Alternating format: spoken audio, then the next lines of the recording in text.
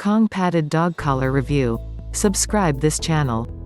Best collar I have at any point found. The dark segment within the collar is a soft cushioning, practically like adaptable padding.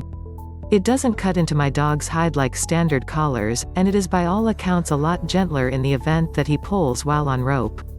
I likewise have the chain, and the handle is padded with a similar froth material. The collar is entirely strong and has endured me for a very long time up until now, and looks spick and span aside from some shading blurring. I purchased the blue one.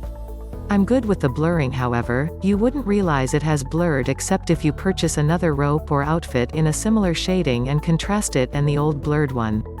Please comment.